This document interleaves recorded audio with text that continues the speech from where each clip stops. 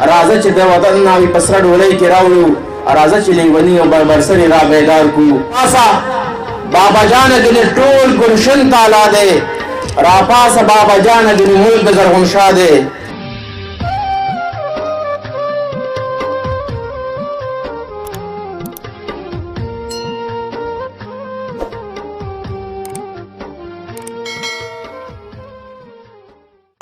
لومړني دوه شعرونه منظر صاحب ته ډالۍ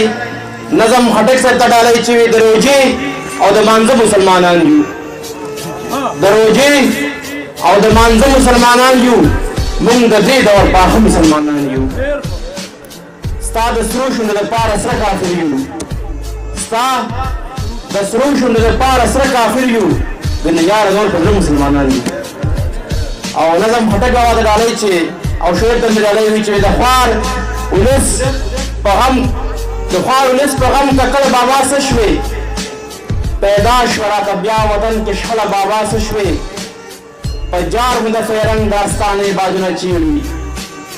په جار مو د فیرنګ داستانې بازونه چیړي راپاسه بیا مو نن د زمانې بازونه چیړي بیا سور بیره اوچت کا چغه بیا د انقلاب شه بیا سر بیره اوچت کا چغه بیا د انقلاب شه د جبر تور نظام ته دغل بل رنګي عذاب شه بیا خپل کچکول په غاړه که بیا خپل رباب راواخله بیا خپل کچکول په غاړه که بیا خپل رباب راواخله بیا خپل قلم ته ګوتې که بیا خپل کتاب راواخله راپاسه بابا جانه ځینې بیا د ګل پر هر شه راپاسه بابا جانه ګنې بیا د ګل پر هر شو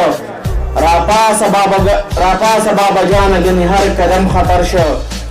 راپاسه بابا جانه ګنې ټول ګلشن تالا دی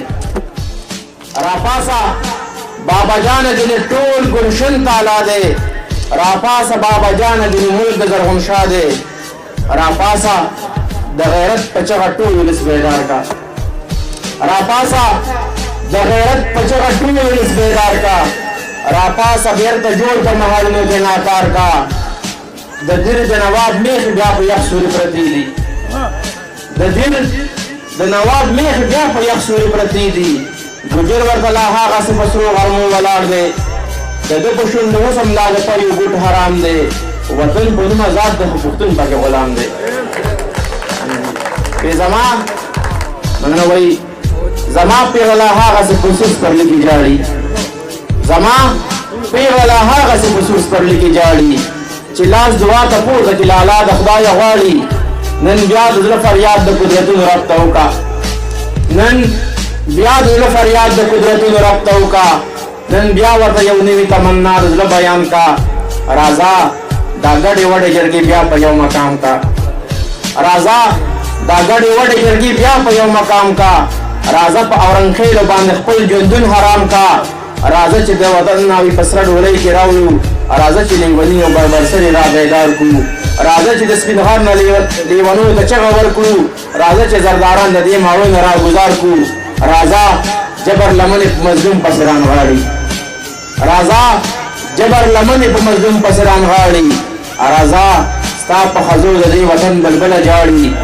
ننګیاله د سپرلو قاتلان بیا ګلونه داړي دا وخت دی چې زمانه بل اجمل کړي ته غواړي